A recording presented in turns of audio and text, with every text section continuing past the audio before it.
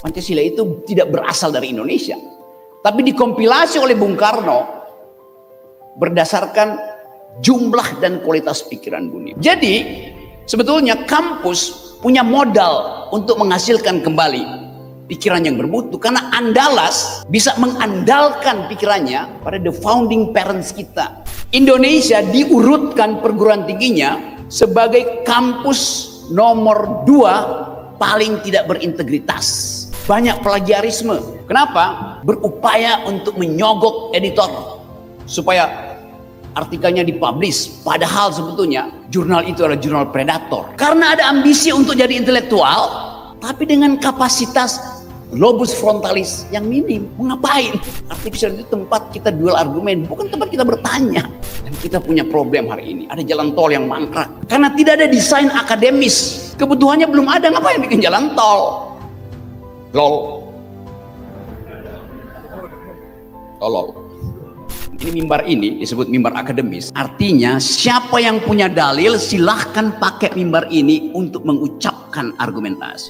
Tadi di ruang tunggu ada tulisan, di sini juga pasti ada tulisan dilarang merokok.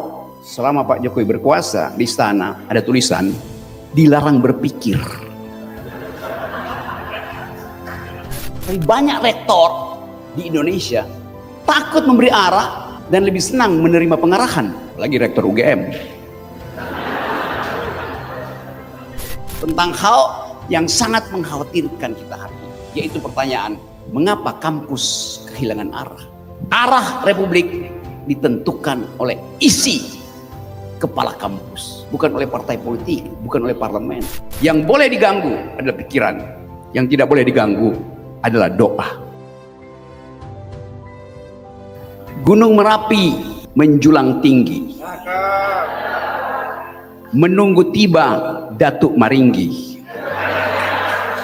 Ada seseorang jadi petinggi, tapi rakyat merasa rugi.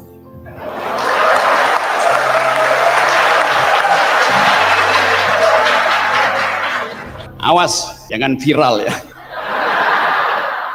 Saya melihat ke kiri bukan ke kanan.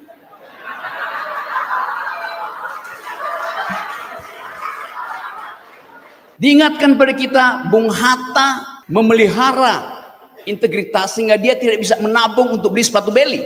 Dia memelihara integritas sebagai wakil presiden, memelihara integritas karena keinginan untuk memiliki sepatu beli, akhirnya dia batal. Bayangkan wakil presiden hari ini, 1 kontainer sepatu beli bisa tiba pada detik yang sama. Karena yang diperlukan bukan integritas untuk beli sepatu beli, tapi isi tas. Kita mau bicara tentang jarak antara isi tas dan integritas, antara money politics dan argumen demokratis. Suatu waktu saya ngobrol dengan Pak Prabowo tentang masa depan Republik ini. Pak Prabowo teman diskusi saya, karena dia ada seorang presiden yang doyan baca buku Thinking General, mertuanya Smiling General.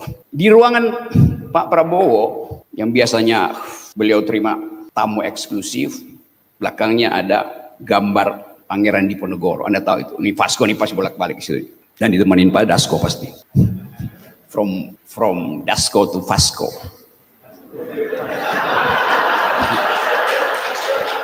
Dalam satu percakapan di belakang meja kita ngobrol dengan Pak Prabowo, ada buku judulnya Disruption, ditulis oleh Francis Fukuyama. Disruption apa bahasa Indonesia? Disruption artinya gangguan.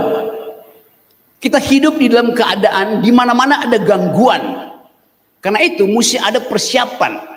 Dalam bahasa militer namanya army readiness, kesiagaan untuk memantau minute detail tentang potensi gangguan itu. Saya diskusi dengan Pak Prabowo, Anda bayangkan ini jauh sebelum beliau jadi presiden. Pak Prabowo sudah membayangkan akan ada gangguan di dalam global politics, dan karena itu harus ada persiapan logistik.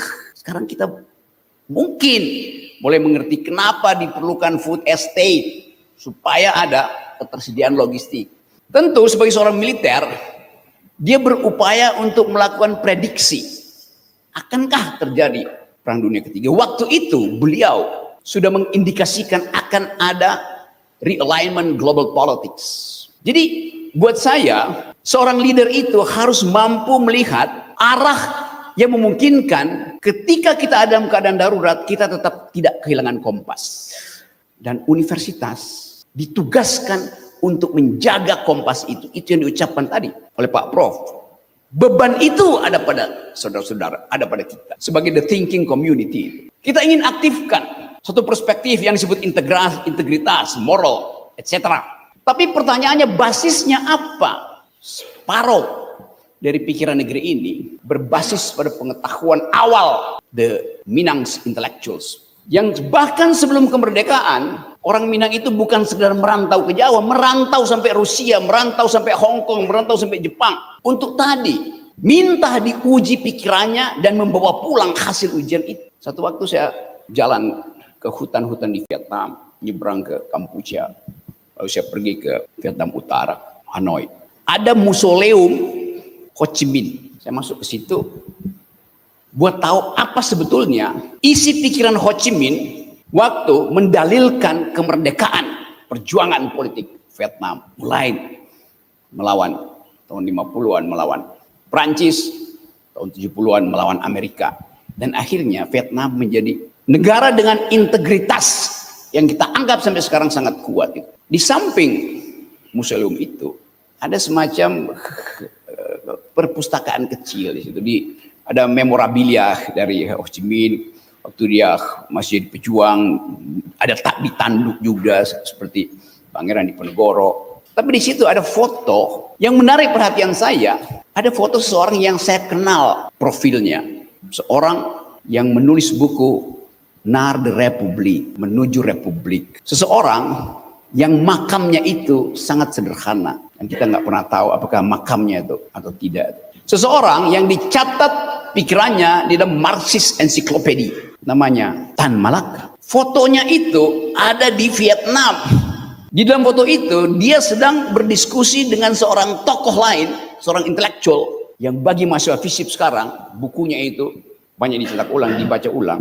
Prisoner Notebooks, catatan dari penjara yang ditulis dalam bahasa Itali, diterjemahkan tahun 20-an, 30-an dalam bahasa Inggris, lalu jadi viral sebagai tempat anak-anak muda mengambil inspirasi tentang hubungan antara pekerjaan politik dan pekerjaan akademis. Penulisnya namanya, siapa yang bisa tebak? Yo, banyak betul. Antonio Gramsci yang dipenjara oleh Mussolini karena beroposisi pada fasis, meninggal penjara. Antonio Gramsci ada pemimpin Partai Komunis Italia yang menolak mengikuti jalan ortodoksi Marxis, itu revolusi, dan dia memilih untuk berargumentasi di parlemen, force of the better argument. Karena bagi Antonio Gramsci, seorang intelektual itu harus memenangkan perdebatan akademis di parlemen untuk memperoleh legitimasi pertama kali dari kalangan intelektual. Karena bagi Gramsci, politik itu adalah urusan kaum intelektual. Dari awal kata politik dibuat oleh Aristotle misalnya. Politik adalah strategi untuk mendistribusikan keadilan. Bukan untuk menghasilkan keadilan, tapi mendistribusikan. Artinya keadilan itu sudah ada di bumi, diberi oleh alam semesta. Tinggal cara mendistribusikannya yang harus just, adil. Nah, kita punya Pancasila yang kita sebut sebagai kompilasi dari pikiran dunia. Pancasila itu tidak berasal dari Indonesia, tapi dikompilasi oleh Bung Karno berdasarkan jumlah dan kualitas pikiran dunia. Jadi sebetulnya kampus punya modal untuk menghasilkan kembali pikiran yang bermutu, karena Andalas bisa mengandalkan pikirannya pada the founding parents kita. Paruh dari founding parents kita datang dari tanah Minang. Kapasitas Minangkabau untuk mengatakan kami punya peradaban yang sifatnya majemuk bahkan sebelum Indonesia merdeka. Kami pernah bergaul secara global karena Bukit Tinggi pernah jadi ibu kota darurat Republik Indonesia. Sultan Syahrir, Buya Hamka, Deli Arnur, Muhammad Hatta, sebut semuanya. Masih diucapkan sampai hari ini. Jadi tidak ada alasan Andalas itu tidak punya andalan. Banyak betul andalan kita. Sekarang kita bandingkan dengan keadaan hari ini. 2 minggu lalu ada riset yang dibuat di Eropa, mungkin di Afrika atau di Cekoslovakia. Indonesia diurutkan perguruan tingginya sebagai kampus nomor 2 paling tidak berintegritas. Nomor satu adalah Kazakhstan. Kenapa? Banyak plagiarisme. Kenapa? Berupaya untuk menyogok editor supaya artikelnya dipublish. Padahal sebetulnya jurnal itu adalah jurnal predator. Karena ada ambisi untuk jadi intelektual, tapi dengan kapasitas lobus frontalis yang minim. Ngapain? Maksa jadi pemikir. Tapi bahkan membaca. Coba misalnya kita tanya pada Pak Wapres.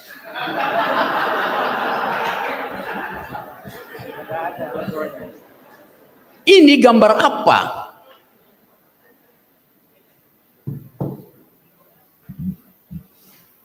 Oh, itu gambar jalan-jalan di kota Solo. Memang kota Solo itu didesain oleh arsitek Belanda sehingga dia itu rapi topografinya. Ya karena beliau pernah jadi wali kota, pasti asosiasinya itu jalan-jalan petah buta kota Solo.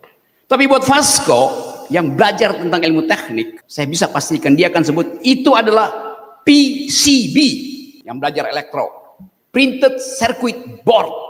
Di dalamnya ada chips komputer. Ada yang pernah belajar di Fakultas Teknik, apa namanya? Tempat disimpannya memori, motherboard, komputer. Bentuknya begini, PCB.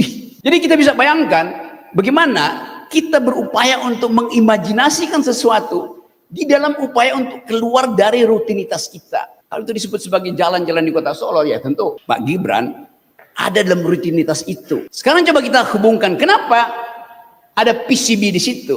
Oh ya, karena ini era technological disruption, gangguan teknologi melalui artificial intelligence. Lalu integritas kita andalkan pada artificial intelligence. Semua hal bisa kita tanya di situ. Tetapi mengapa kita bertanya pada artificial intelligence setiap hari? Sampai yang punya cloud itu pusing tiap kali si AI ini mesti menjawab pertanyaan orang Indonesia, dan pertanyaan dangkal semua. Akibatnya artificial intelligence tidak belajar untuk berdebat. Padahal seseorang, entah dia makhluk, entah dia teknologi, hanya mampu untuk kita kembangkan pikirannya kalau kita ajak dia duel argumen. Artificial itu tempat kita duel argumen, bukan tempat kita bertanya. Bahkan bertanya hal remeh-temeh, hal dangkal. Karena anak-anak muda kita larut di dalam FOMO, fear of missing out. Takut kalau nggak ada patron, ngikut semuanya. Lama-lama satu waktu kita akan dideteksi oleh cloud, semua jenis kedangkalan ada di Indonesia. Karena kita bertanya hal yang dangkal. Artinya metodologi di universitas tidak jalan. Artinya plagiarisme akan berlanjut terus. Artinya kepastian bahwa Indonesia bisa jadi bonus demografi di 2045 saya pastikan gagal. Pasti. Apalagi berkali-kali bonus demografi. Selama 10 tahun Presiden Jokowi mengandalkan bonus demografi dengan konsep yang ngaco. Kalian anak-anak muda, mahasiswa, pendapatan kalian di 2045 akan 30 kali lipat dari pendapatan kalian sekarang. Itu namanya bonus demografi. Tangan balo, hebat. Bener. Seandainya anak-anak muda di Vietnam, di Singapura, di Malaysia mampus kena pandemi. Tapi bagaimana kalau mereka lebih sehat dari kita? Bonus demografi itu perbandingan antara kita di Indonesia dalam usia produktif dengan generasi sejenisnya di Vietnam, di Hong Kong, di Singapura, minimal di regional Asia. Di dalam rentang kompetisi yang sama. Kan disebut bonus dalam perbandingan. Bukan Anda hari ini dibandingkan dengan Anda di 2045. Kita Indonesia, bonus demografinya kita dapat 30 kali lipat gaji kita.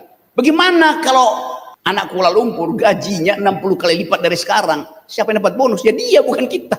Kan ngaco kan? Pendapatan kita berapa? 3.500 dolar. Kuala Lumpur hari ini 13.500. Dari situ aja, dari garis startnya udah nggak bisa. Apalagi dari soal IQ. IQ kita 78. IQ Singapura 105.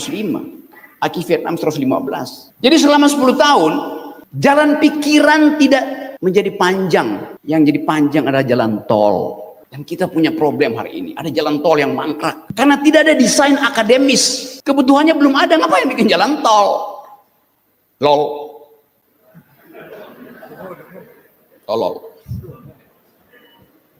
Nah, saya mau terangkan itu dalam upaya untuk membebaskan. kampus supaya bisa mengucapkan kritik. Integritas hanya bisa diuji melalui kritik. Jadi kritik itu built in di dalam kehidupan kampus. Tanpa kritik tidak ada pertumbuhan pengetahuan. Jadi kalau kita rangkum itu, meneguhkan integritas, moral, dan etika akademik perguruan tinggi, artinya loloskan kritik setiap 20 detik. Baru ada dialektika, baru kita bisa paham apa yang disebut madilog. Jadi biasakan supaya jangan ada hambatan feodalisme di dalam kehidupan akademik. Ini mimbar ini disebut mimbar akademis. Artinya siapa yang punya dalil silahkan pakai mimbar ini untuk mengucapkan argumentasi. Tidak bisa, ini hanya punya profesor, ini hanya punya dekan, ini hanya punya promovendus. Tidak. Disebut mimbar akademis, artinya siapapun yang punya dalil akademis berhak memakai mimbar ini. Mahasiswa semester 1 sama haknya dengan guru besar untuk memakai mimbar ini. Supaya dari awal setiap orang bangga. Saya bagian dari alma mater Universitas Andalas. Artinya saya pernah memakai mimbar ini. Dan itu yang sekarang nggak ada lagi. Bahkan di dalam sistem universitas kita. Satu waktu di Universitas Indonesia tempat saya ngajar. Ada seorang promosi doktor. Saya diundang. Diundang di dalam forum pengujian doktor. Setelah para penguji bicara, pembimbing, saya angkat tangan. Saya mau kasih pendapat dan saya mau kasih kritik. Pemimpin sidang bilang, tidak bisa. Loh, kenapa tidak? Bapak bukan penguji, Bapak bukan pembimbing. Oke, jadi saya apa di sini? Diundang untuk apa? Seseorang diundang di forum akademis untuk lakukan perdebatan akademis. Jadi saya diundang hanya untuk menyaksikan dia dikasih toga. Dungu namanya.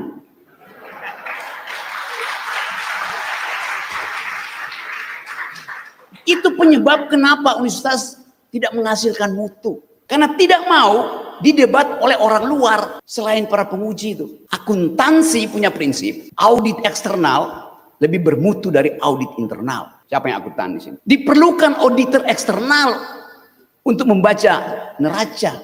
Diperlukan countervailing argumen untuk menguji. Jadi kita lihat bagaimana patriarkisme masih dihidupkan di universitas.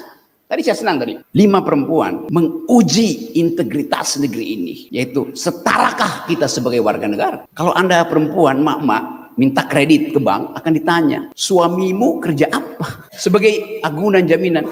Loh justru mama itu minta kredit untuk buka usaha karena suaminya pengangguran. Masa dinanyain agunannya apa? Itu cara berpikir yang patriarkis. Padahal undang-undang nggak bilang begitu. Tetapi kultur mengatakan seorang perempuan tidak mungkin berbisnis karena dia tidak belajar matematik. Harusnya laki-laki itu. Itu yang disebut sebagai patriarkisme yang diprotes tadi oleh 5 penari Minang kita. Dia bongkar penjara patriarkisme itu. Padahal data membuktikan Muhammad Yunus dapat Nobel Economics hanya karena dia bisa membuktikan bahwa bank yang dia buat, Garmin Bank di Bangladesh, kreditnya balik 90%, 98% karena krediturnya adalah perempuan. Di situ dibuktikan bahwa kejujuran perempuan lebih diandalkan oleh sistem finansial dibandingkan dengan peminjam laki-laki. Jadi konsep-konsep semacam ini yang ingin kita terangkan pada publik. Saya senang ada Pak Vasco, ada beberapa teman dari pemerintahan daerah, ada LSM, supaya kita olah integritas ini sebagai DNA dari Republik. Dari awal DNA kita adalah integritas. Tapi kemudian dicicil perlahan-lahan. Saya selalu kritik selama 10 tahun Pak Jokowi, IQ kita cuma 78. Bagaimana mau compete dengan teman lain? Karena tidak ada aktivitas untuk mempromosi pikiran. Selama Pak Jokowi berkuasa, dinding istana itu, tadi di ruang tunggu ada tulisan, di sini juga pasti ada tulisan dilarang merokok. Selama Pak Jokowi berkuasa di istana ada tulisan dilarang berpikir. Diancam oleh undang-undang ITE. Saya ucapkan pikiran setiap hari. Akibatnya memuncak kesalahan saya. Saya bilang Presiden Jokowi adalah bajingan tolol. Harusnya dilaporkan seluruh 30 laporan di semua Polda. Tapi saya pertanggungjawabkan ucapan itu. Saya tidak bilang Jokowi, presidennya. Benar, serius. Laporin, semua laporin. Satu PDIP laporin. Bukan cuma PDIP, Nasdem laporin, Golkar laporin. Sekarang satu-satu kalau ketemu saya cium tangan. Kenapa? Kenapa akhirnya mereka minta maaf dan cium tangan? Karena saya Datuk Sampurno Neng Tua.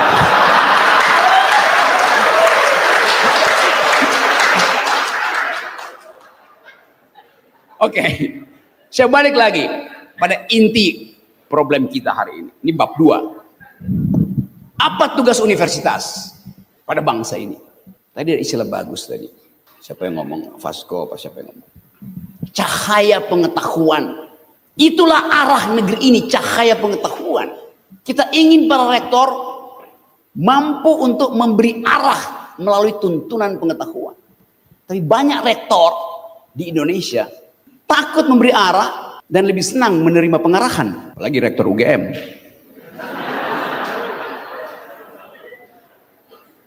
Kita ingin beritahu bahwa arah itu hanya mungkin kita pastikan koordinatnya kalau dia hasil dari perdebatan dialektika akademis. Pengarahan tidak memerlukan perdebatan karena sasaran sudah ditentukan duluan.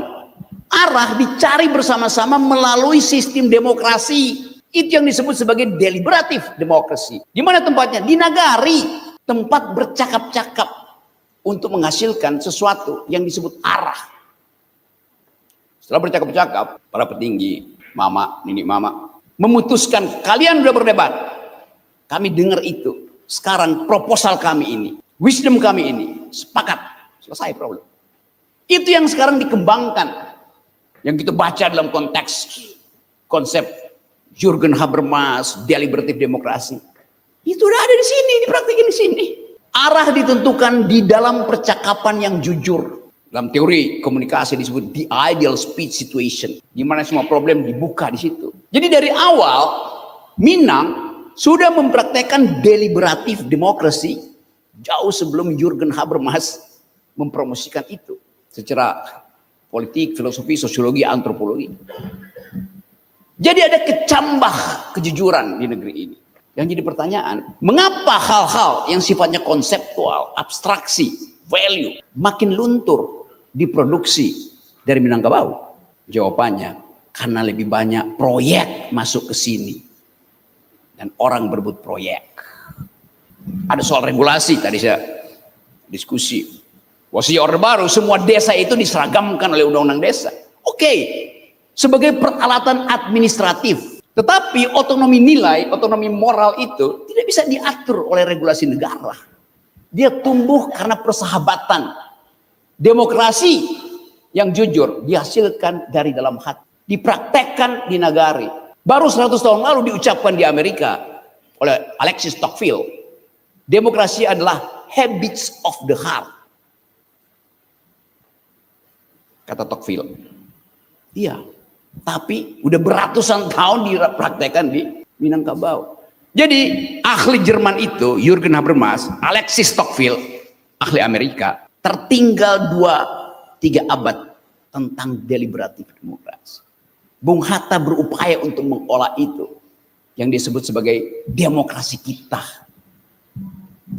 Jadi kalau itu dihasilkan kembali, dijadikan sebagai mata kuliah dasar di universitas, dari SMA, maka peluang kita untuk naik kelas secara intelektual tidak lagi diledek sebagai nomor 2 di dalam soal pembohongan publik kampus oleh lembaga pemeringkat dunia. Jadi teman-teman semua, satu momentum terbuka. Presiden Prabowo menginginkan setiap manusia Indonesia tidak boleh kekurangan gizi, apalagi kekurangan protein. Separuh dari IQ nasional kita disumbang oleh sejumlah orang di sekitar Danau Maninjau. The core, creme de la creme, the core of the core dari intelektual Indonesia datang dari Danau Maninjau. Kenapa begitu? Karena di situ ada ikan bilis, sumber protein, danau Singkarak. Jadi karena Minang makan ikan, pikirannya bertumbuh. Pikiran memburuk kalau sekedar menghafal nama-nama ikan. Jadi teman-teman semuanya, kita ada di sini. Saya kasih pengantar ini supaya kita bisa bercakap-cakap tentang hal yang sangat mengkhawatirkan kita hari ini. Yaitu pertanyaan, mengapa kampus kehilangan arah? Arah Republik ditentukan oleh isi kepala kampus, bukan oleh partai politik, bukan oleh parlemen. Jadi jadikan kampus sebagai lilin penuntun akal pikiran kita. Saya mau tafsirkan logo ini. Ada nyala lilin, penanda bahwa cahaya pikiran diperlukan untuk melawan Indonesia gelap.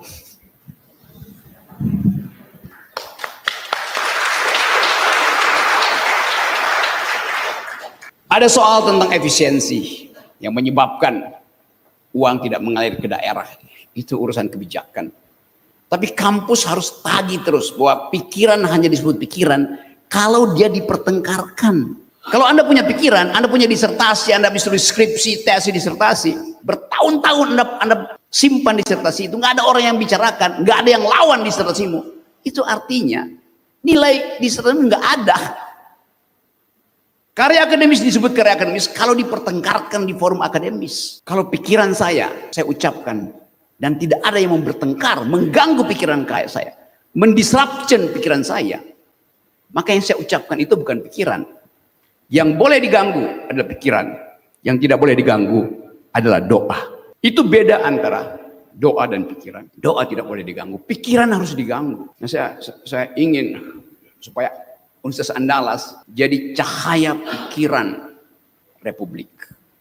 Hanya dengan itu kita bisa pastikan bahwa langkah menuju Indonesia sehat, Indonesia bermutu, Indonesia emas bisa diucapkan nanti dengan mengatakan, saya warga Andalas, saya mengandalkan pikiran.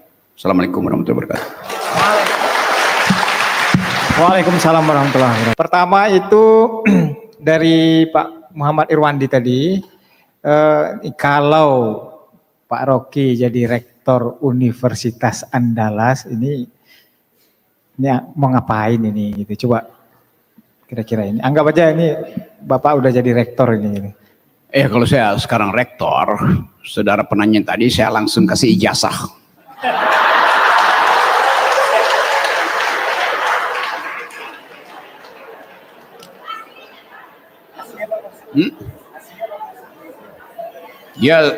Saya minta dia tebus ijazahnya di Pasar Pramuka.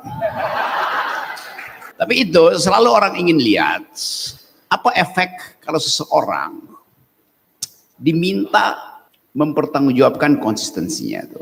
Saya terangkan pada mahasiswa saya, kalau saya jadi rektor, itu artinya saya tidak bisa mengajar.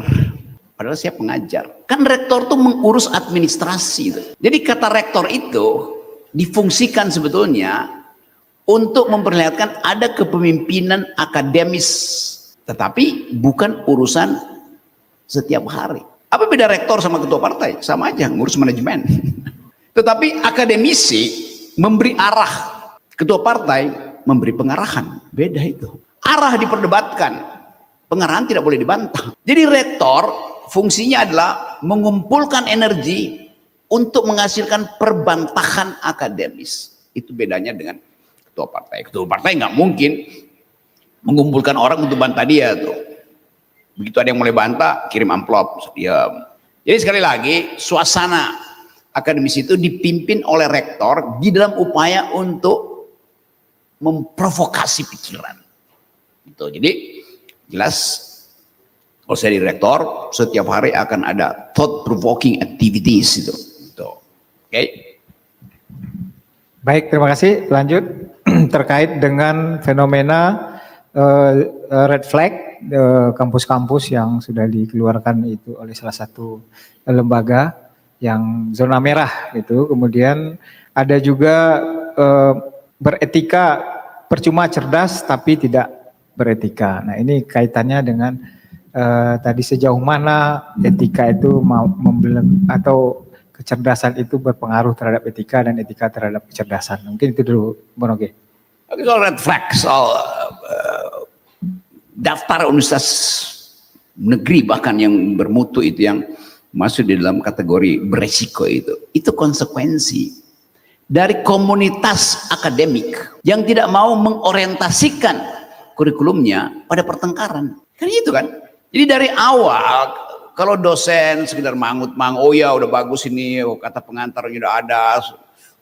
Ya ngapain nulis sesuatu kalau tidak ada ujian yang dimaksimalkan. Nah itu yang dibaca kemudian oleh sistem internasional, bahwa mutu Indonesia itu adalah meluluskan, bukan meloloskan. Setiap hari kita tahu itu. Kan dalam sistem yang terbuka, dengan mudah kita lihat, oh ini disertasinya berat. Kenapa? Karena disertasinya tuh 3 kilo. Ya tebalnya, isinya lampiran banyak betul. Tapi poinnya, dalilnya apa? Menghidupkan novum di dalam ilmu pengetahuan apa tidak? Satu karya, skripsi, tesis, disertasi, tulisan ilmiah hanya disebut ilmiah kalau dia membantah dalil sebelumnya atau membuat dalil baru. Cuman itu. Asesor internasional, ya panjang sih, tapi dia cuma mengulas-ulas sesuatu yang ya udah semua orang udah tahu. Nah itu yang saya terangkan, bahwa etika di dalam kampus adalah menggeleng, bukan mengangguk. Buruk Anda, tidak beretika, masa menggeleng pada dosen? Harus mengangguk. Nah itu artinya kita sedang menimbun kedunguan. Etika itu adalah bahasa tubuh. Ya jelas saya hormat. Tetapi begitu masuk dalam forum akademis, forum ilmiah, nggak ada etika di situ. Kalau Anda etika, Anda akan tercegat di kerongkongan untuk mengucapkan kritik. Kan begitu kita masuk ruang kampus, saya nggak lihat lagi Anda umur berapa, Anda gender apa. Saya lihat pikiranmu rasional apa tidak, koheren apa tidak, logis apa tidak, kan itu. Dan tidak boleh ada kecanggungan untuk mengatakan pikiranmu salah. Nggak sopan bilang salah. Oke, pikiranmu setengah benar. Ya namanya setengah benar artinya salah. Jadi kejujuran datang karena force of the better argument. Itu aja dalilnya. Apain basa-basi itu? Setelah itu basa-basi boleh. Tetapi setiap kali ada proposal akademik, yang diperlukan adalah kontrapense. Namanya kontrapense itu anti pikiran. Jadi antipodanya mesti dibuat. Nah, itu yang membedakan antara etik tadi dan pikiran itu kan. Jadi etik tidak boleh menghalangi pikiran. Di mana? Ya di dalam kehidupan akademis kan. Cuman itu. Jadi sekali lagi poinnya jelas buat saya tuh. Saya tidak akan pakai etika dalam perdebatan akademis. Rocky Gerung sombong itu bukan, tidak ada kesombongan di dalam dunia akademis. Atau Anda punya argumen atau tidak punya argumen, itu aja tuh. Jadi intinya di dalam kehidupan kampus, produksi argumen, kendalikan sentimen. Tepuk tangan dulu. Baik, kita lanjut. Ini terkait dengan kampus penjaga moral ini dari Bu Sri tadi. Ternyata LGBT justru kadang bersarang di kampus-kampus sekarang. Kemudian juga sistem adat matrilineal Minangkabau. Nah, seperti demokrasi tadi, kemudian itu mau ditanggapi, Borogi. Ya kalau kajiannya tentang LGBT, kalau kita tanya misalnya, kalau orientasi seksualmu berbeda dengan saya, apa moral saya untuk menghukummu? Apa moralnya? Karena dia homoseks, saya heteroseks tuh. Asal usul homoseksual itu apa? Setiap orang di dalam 1 detik dia hetero bisa berubah jadi homoseksual. Pernah nggak Anda merasakan, sebagai laki-laki, iya itu cowok itu ganteng ya, menarik. Hormon kita pada detik itu berubah jadi lebih bersifat feminin karena mengagumi laki-laki. Seorang laki-laki mengagumi laki-laki, artinya hormon dia itu menjadi feminin. Berapa persennya hormon femininnya? 0,0 sekian nanomililiter. Iya, tetapi itu udah faktanya bahwa sistem hormonal kita itu di dalamnya ada keseimbangan androgini, yang jin perempuan, yang andro laki-laki. Karena itu disebut komposisi androgennya mu itu apa? Beda dengan LGBT sebagai penanda sosial. Itu soalnya kan. Jadi mau riset apa di situ? Di dalam demokrasi, negara tidak boleh membedakan itu. Karena negara hanya berurusan dengan status warga negara. Tetapi culture matters. Local wisdom bilang nggak boleh itu. Ya oke, kasih argumennya. Di dalam local wisdom, dia ada bagian dari komunitas. Di dalam sistem negara, dia ada warga negara. Kapan dia pindah dari local wisdom pergi pada status sebagai warga negara? Dan seringkali local wisdom itu isinya bukan wisdom tapi kingdom, arogansi, keangkuhan. Jadi itu saya ngajar soal feminist ethics segala macam. Seorang perempuan bahkan bisa melampaui hormonnya itu. Kalau lagi tumbuh dia bisa jadi arogan melampaui laki-laki. Namanya apa dalam psikologi? Namanya Queen Bee Syndrome. Sindrom ratu lebah. Ratu itu perempuan. Tapi pekerjaan ratu lebah itu adalah memaksa setiap hari ada buruh lebah laki-laki cari makan dan layani kebutuhan seksual dari si ratu. Dan itu dia disedot mati. Di dalam alam ada kegiatan semacam itu. Dia ratu, tapi di dalam perspektif feminis, dia adalah patriark in optima forma. Paling tinggi pakai. Tapi itu sistem di dalam komunitas lebah. Komunitas burung merpati lain lagi tuh. Jadi kita hidup di dalam berbagai macam sistem nilai. Nah, kita nggak bisa judge itu dari segi pluralitas nilai. Masuk neraka, oke, kalau masuk neraka masuk surga itu bukan urusan akademis, itu urusan moral komunitas. Oke, nggak ada soal kan. Nah, yang berbahaya kalau karena keangkuhan kita labeling untuk dihukum. Pada saat itu seseorang kita jadikan subjek hukum supaya bisa dihukum justru. Kalau dia bukan subjek hukum, Anda tidak berhak untuk menghukum. Yang berhak menghukum subjek hukum adalah negara. Nah, yang berbahaya Anda memakai negara untuk menghukum warga negara. Sama seperti sekarang, Presiden Jokowi memperkarakan 5 atau 13 orang dilaporin. Di mana di dalam hukum pidana ada kepala negara memperkarakan warga negara? Ngaco. Hukum pidana itu hubungan antar subjek.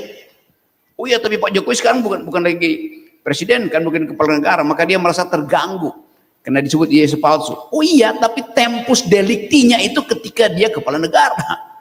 Siapa yang memeriksa kepala negara? Ya warga negara. Presiden melalui lawyernya mengatakan, apakah kalian, bukankah ijazah itu adalah sesuatu yang sifatnya privat itu? Ya memang. Kalau dia privat, kenapa Anda bawa itu sebagai bukti untuk mendaftar di ruang publik? Sebagai wali kota, sebagai gubernur DKI, sebagai presiden. Kenapa mesti dibawa ke ruang publik? Maka dia jadi pembicaraan publik. Jadi warga negara bertanya pada kepala negara. Bukan saya, atau malah saya bertanya pada Jokowi. Tidak. Warga negara yang namanya Roy Suryo, yang namanya Resmond bertanya kepada kepala negara, ijazahmu Asia apa palsu? Yang mesti jawab siapa? Ya kepala negara. Sebagai apa? Ya sebagai kepala negara. Itu nggak ada urusan pidana di situ kan, orang bertanya. Karena warga negara menghendaki kejujuran. Yang mereka yang belajar hukum kadang-kala menganggap bahwa ya memang nggak boleh dong, itu privat. Loh, dia bukan orang privat. Ketika dia jadi kepala keluarga, Pak Jokowi adalah makhluk privat.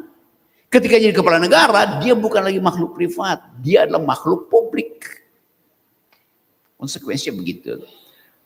Jadi teman-teman di Fakultas Hukum juga kita mau coba lihat bagaimana di negeri ini Anda diajarkan tentang undang-undang, bukan tentang hukum.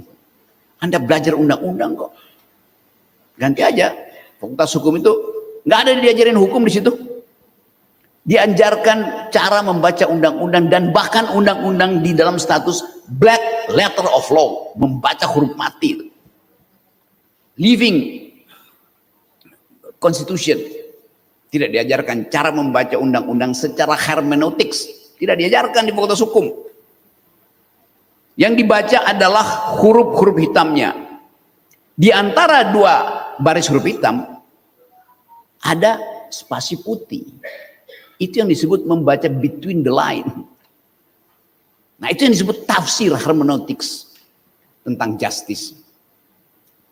Jadi saya usulkan aja fakultas di Indonesia itu, Fakultas Hukum diganti aja Fakultas Undang-Undang tuh. FUU, fa.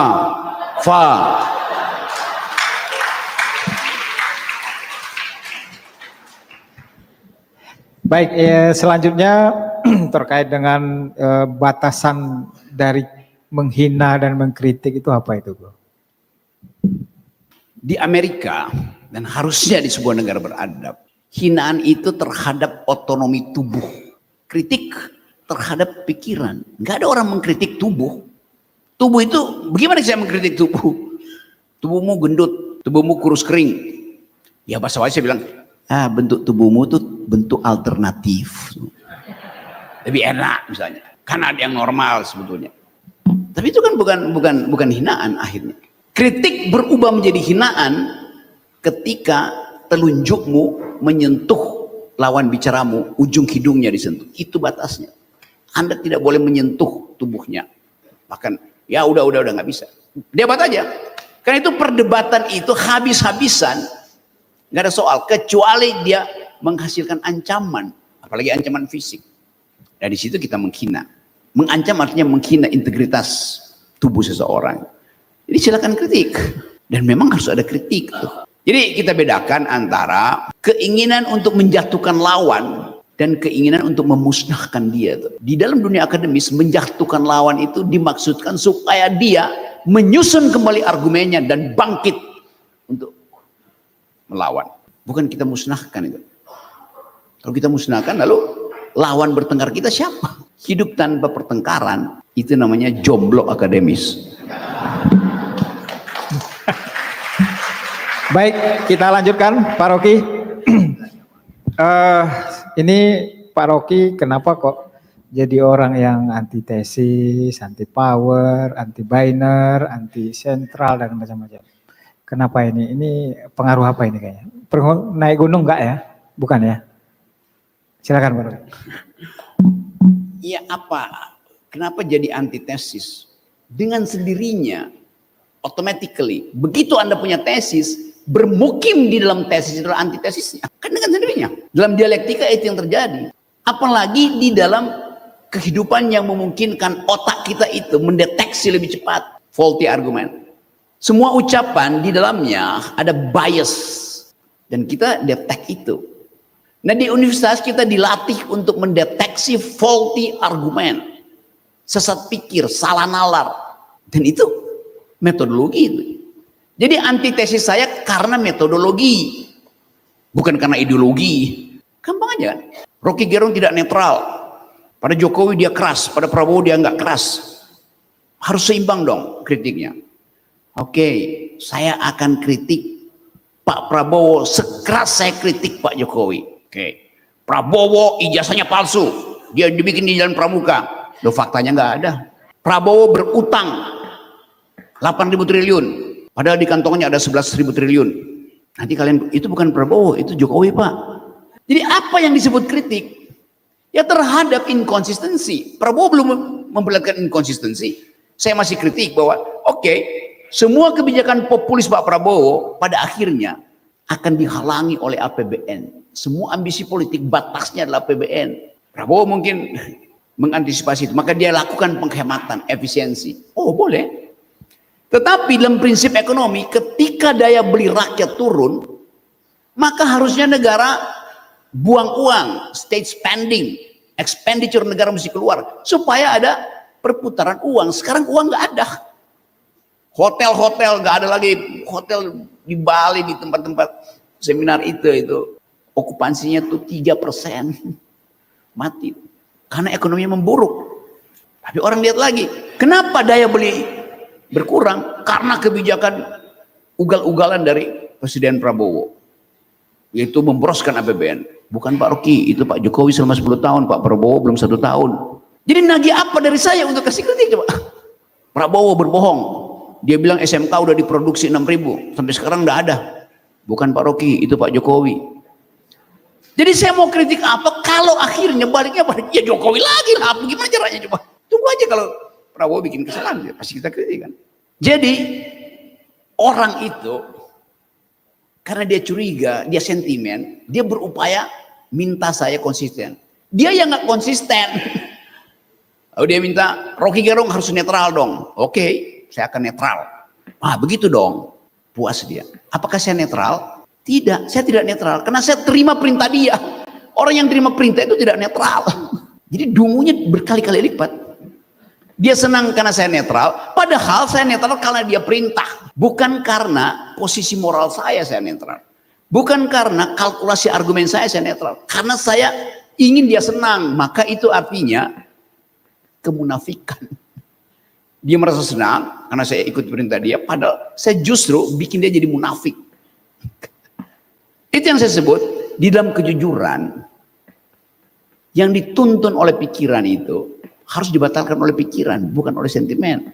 Yang diucapkan sebagai argumen jangan dibatalkan oleh sentimen, batalkan argumennya juga. Nah itu yang merambah di kita itu, dan akhirnya kita nggak dapat semacam kenikmatan bertengkar gitu, karena langsung dijudge itu soal-soal begitu. Jadi saya kira itu bagus supaya sekali kita mau balik pada sistem universitas harus dihasilkan melalui force of the better argument. Siapa yang punya argumen lebih baik, silahkan Dia yang menuntun dalil itu. Besok dia akan dibatalkan. Dalam ilmu pengetahuan prinsipnya adalah validilisme, bukan verifikasi. Verifikasi artinya saya tambah banyak bukti untuk mendukung argumen saya. Validilis artinya saya cukup punya satu fakta untuk membatalkan argumen. Nah itu yang mesti kita biasakan tuh, antara verifikasi dan falsifikasi tuh. Itu mestinya jadi panduan pertama. Begitu mahasiswa masuk kelas pertama, semua dosen mau fakultas teknik, ekonomi, segala macam hukum, ajarkan dulu. Di kelas itu falsifikasi lebih penting dari verifikasi. Saya memerlukan 300 angsa putih untuk menerangkan bahwa angsa di depan saya itu semuanya putih. Tapi saya hanya perlu 1 angsa hitam untuk mengatakan tidak semua angsa adalah putih. Tepuk tangan dulu. Selanjutnya ini terkait masih masalah patriarki ini di Eropa, ini tulisan Bung Rocky ini kayaknya ini. Pengaruhnya terhadap patriarki yang ada di Indonesia, kemudian juga terkait dengan kalau buruh demonstrasi itu pakaiannya buruh katanya, terus kalau intelektual itu pikiran katanya, dalam beraksi gitu. Gimana tanggapan Bu Rocky itu?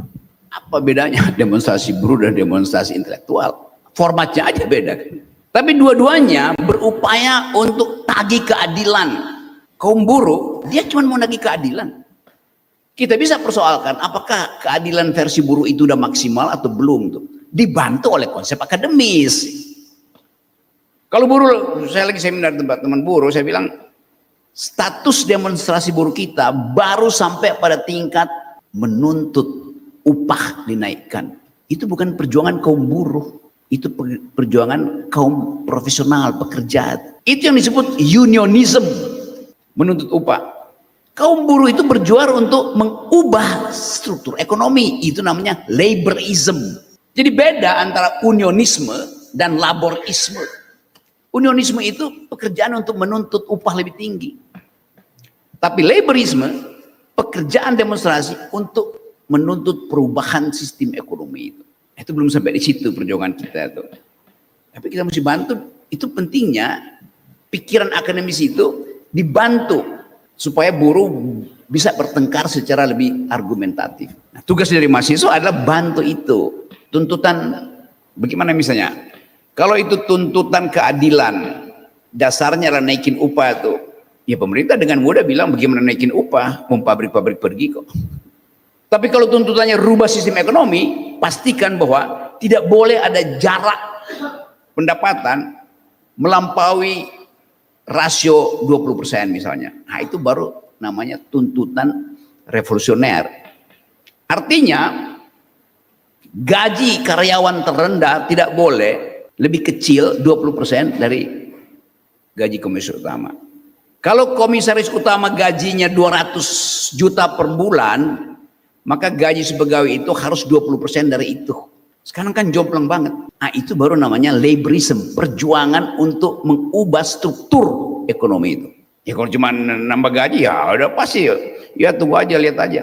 Si korporasi akan bilang kami juga harus PHK. Kenapa? Karena hotel ini yang biasanya setiap bulan ada seminar dari departemen sekarang nggak ada. Jadi tuntut pada negara lah, tuntut pada presiden. Kenapa efisiensi itu? Itu bukan debat ideologi buruh sebetulnya itu. Dasarnya di situ. Tetapi pada saat yang sama pemerintah akan berupaya untuk membujuk rakyat supaya percaya bahwa ekonomi bertumbuh. Selama 10 tahun Presiden Jokowi membujuk rakyat supaya silahkan ibu-ibu, mak-mak rumah tangga tambah daya listrik, voltage-nya Anda tambah. Karena di Jawa terutama itu pasokan listrik berlebih itu. Lalu orang merasa, oh di Jawa ada kehidupan ekonomi. Sekarang kalau kita buka datanya dan pakai otak, kenapa Jawa kelebihan listrik?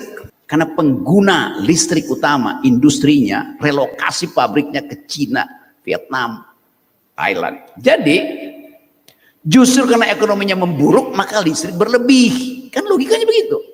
Namanya apa? Deindustrialisasi. Jadi bukan karena ekonomi bertumbuh, maka listrik berlebih. Karena ekonomi memburuk, pabrik-pabrik itu tutup, daya listriknya idle. Itu yang mau dijual murah oleh pemerintah. Kan itu tipuannya begitu tuh. Jadi sekali lagi, kita mau lihat itu secara dialektik. Balik pada prinsip-prinsip awal tadi. Kadangkala pikiran perempuan itu yang lebih otentik, karena setiap kali ada kekurangan daya beli, efek pertama adalah di piring emak-emak. Itu dasarnya. Dan dulu kalau emak-emak teriak, ya dianggap bahwa udahlah dia nggak ngerti soal ekonomi. Tapi sekarang di dalam politik dunia, suara dari perempuan itu yang dulu unspeakable, sekarang unstoppable. Tidak bisa dihentikan mereka. Nah, bagian-bagian ini saya kira yang juga paralel dengan sistem matrilineal di Minang ini, bahwa ada sistem matrilineal tetapi politiknya patriarkal, kan itu masalahnya di situ. Kenapa? Karena ada faktor eksternal. Apa itu? Modal. Boleh nggak ada prinsip pasar di dalam kehidupan ekonomi? Boleh.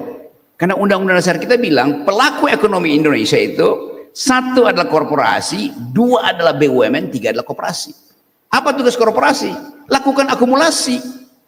Apa tugas BUMN? Menjaga kesejahteraan. Apa tugas koperasi? Melakukan distribusi. Kan cuma itu. Jadi boleh nggak market? Boleh. Yang nggak boleh kalau market ekonomi beroperasi sampai ke tingkat society jadi market society. Itu merusak sistem adat nagari. Kan dasarnya itu merusak lingkungan. Karena negeri ini bukan negara libertarian, di mana market itu beroperasi sampai ke wilayah kultur. Ada batasnya tuh. Buat apa ekonomi market diperlukan? Untuk efisiensi, buat tahu kebutuhan berapa sih. Tanpa sinyal pasar kita nggak tahu kebutuhan berapa, mau demandnya berapa, supply-nya berapa. Tetapi sekali lagi, market ekonomi tidak boleh masuk dan menjajah, berubah menjadi market society. Silakan orang yang menulis disertasi, itu bagus betul, karena ini era Pak Prabowo lagi mengkampanyekan koperasi. Kita mesti katakan bahwa koperasi itu menghalangi market ekonomi berubah menjadi market society. Itu dasar-dasar pikiran itu kalau diseminarkan di Andalas itu akan sangat berguna, sehingga orang tahu bahwa oke, sistem konstitusi kita memastikan ada jaminan negara terhadap kehidupan ekonomi. Kan tugas negara adalah memberi jaminan ada pekerjaan yang layak untuk penghidupan itu. Nah, sementara kita disparitasnya tinggi sekali itu. Bahwa data misalnya di Pekanbaru kemarin, saya dari Pekanbaru riset tentang hutan itu, dari 63% hutan konservasi selama 10 tahun Pak Jokowi, sekarang tinggal 13%. Dihancurkan oleh korporasi yang dapat kemudahan selama pemerintahan Presiden Jokowi. Jadi kritiknya tetap di situ. Jadi sekali lagi Andalas punya kapasitas intelektual untuk membongkar persembunyian kekuasaan yang menyebabkan negeri ini lamban untuk tumbuh secara ekonomi, secara global politics, dan bahkan secara akademis. Ini banyak mahasiswa itu lulusan itu banting setir ya, masuk banting setir itu ya bekerja tidak sesuai dengan kompetensinya, dengan ini. Terus seberapa penting latar belakang itu, terutama untuk berbicara di depan publik itu harus, kalau orang hukum harus lulusan fakultas hukum. Nah kira-kira begitu, gimana ini Bang Rocky, silakan. Ya ini era ketika semua variabel itu mencari pasangan variabel lain. Kalau Anda lulusan hubungan internasional, ya Anda mau jadi apa? Jadi Deplu di Deplu. Mau jadi dubes itu appointed. Bukan karena karier Anda, jadi percuma tuh. Anak ITB, anak IPB kebanyakan jadi bankers itu. Jadi kita mau lihat sebetulnya kesalahan dari awal adalah Anda menganggap ada linearitas bahwa kalau Anda belajar hukum Anda pasti jadi lawyer.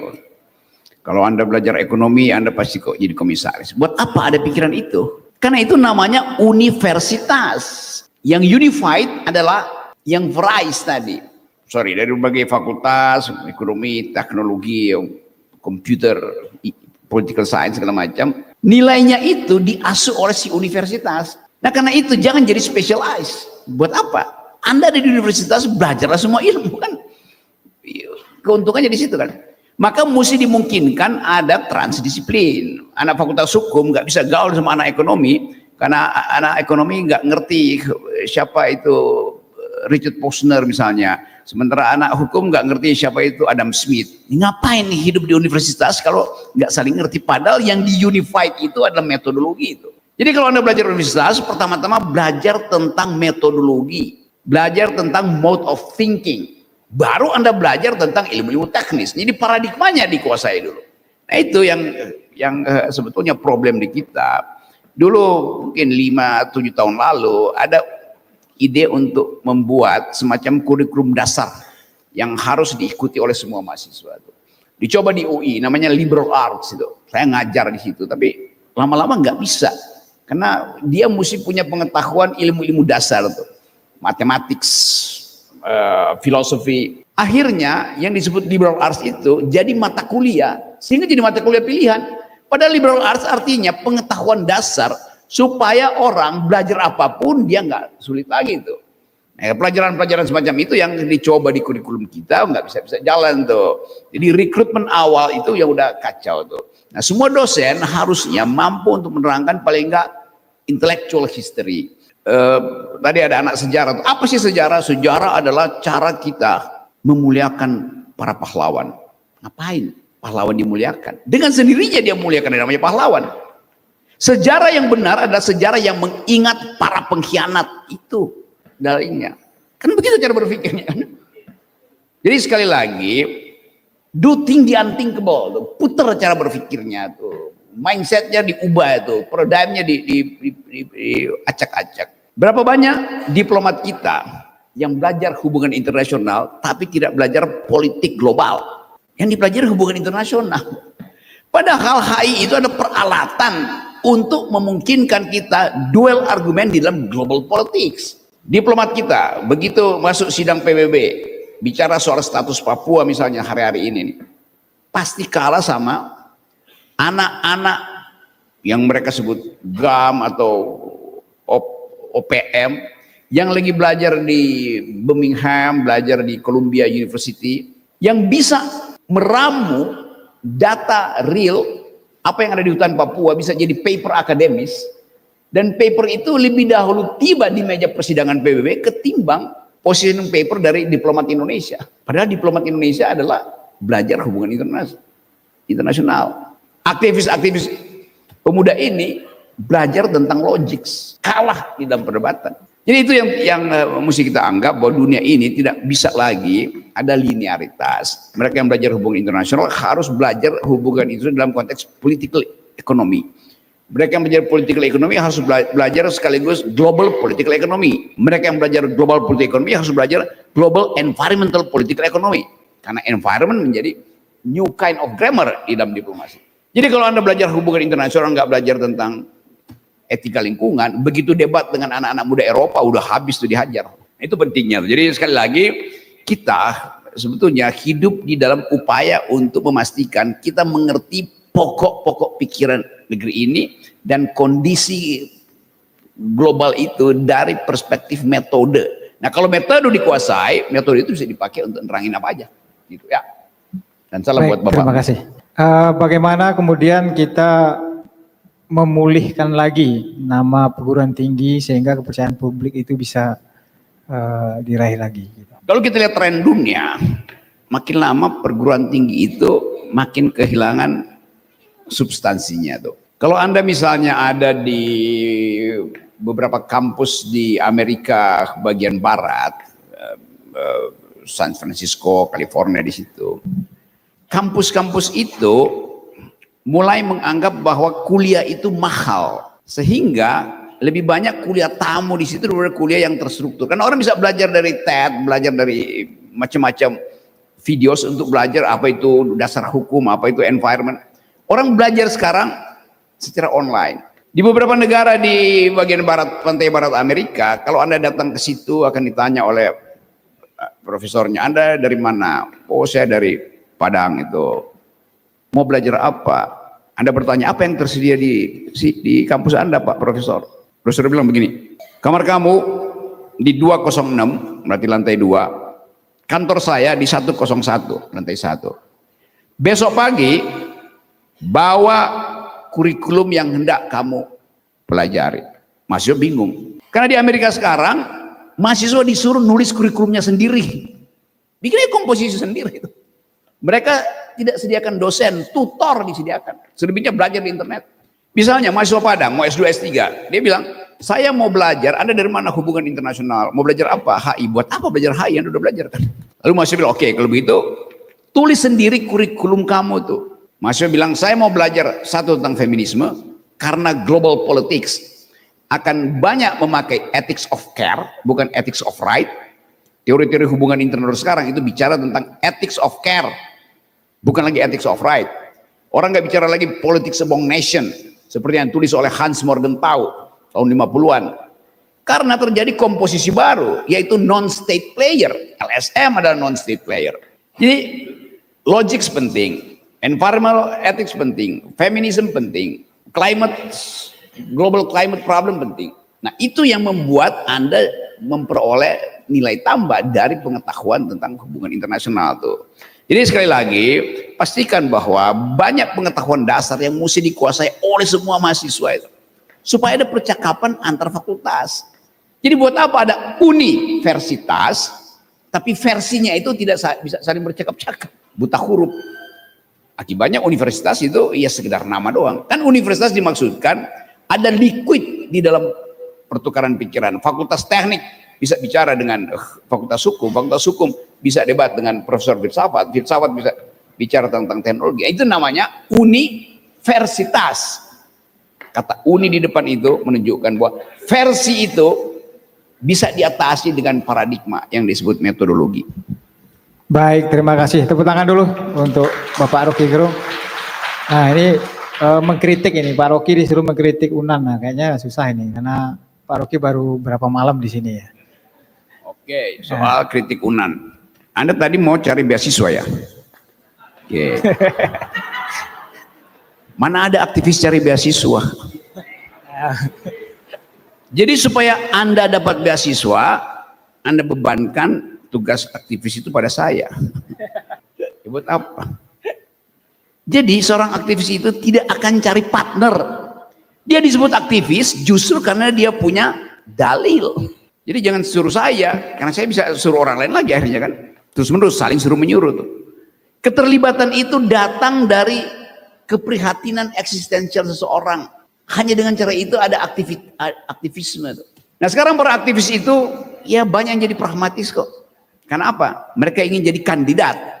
Kanda di mana? Dinda mendekat. Banyak nunggu amplop dari seniornya kan saya tahu. Jadi sekali lagi memimpin itu artinya berupaya untuk menghasilkan perubahan. Kalau belum selesai ya nggak usah bilang aja bahwa memang saya tidak mampu menyelesaikan itu, tapi saya akan ulangi penyelesaian itu. Bukan minta tolong pada orang lain pasti lebih tidak mampu kan. Gitu cara berpikir. Semoga beasiswa mau batal dan tetap aktivis. Baik, terima kasih, tepuk tangan buat Rocky Gerung. Baik Bapak Ibu semuanya, ini pas sekali waktunya. Sudah sangat luar biasa kita lihat semangat Bung Rocky Gerung dalam menjawab semua pertanyaan-pertanyaan dan kritikan dalam pertengkaran akademis. Mudah-mudahan ini bermanfaat. Oh, pertanyaan Mama tadi. Oh ya, yang berfoto ya, minta foto ya, bukan? Kenapa? Sebagai background kejujuran katanya. Kaum supaya kita bisa jujur, kita harus ingat semua janji kita. Itu aja penting. Dan tempatkan itu dalam headline pikiran kita tuh. Dan saya kira kejujuran itu tidak boleh jadi background, dia mesti jadi front line justru, di depan itu kejujuran, baru yang lain itu ikut. Jadi saya kira terima kasih banyak karena kita bisa bercakap-cakap dalam persahabatan intelektual tuh. Dan kemungkinan saya akan bolak-balik berdiskusi dengan teman-teman. Jadi sekali terima kasih. Tadi sudah pantun tentang Datuk Maringgi ya. Sekarang mesti ada pantun tentang Siti Nurbaya gitu. Siti Nurbaya menunggu malam agar pagi bisa mengunjungi Universitas Andalas. Kendati negeri sedang kelam, tapi kampus tidak boleh malas. Terima kasih. Tepuk tangan buat Rocky Gerung. Terima kasih banyak.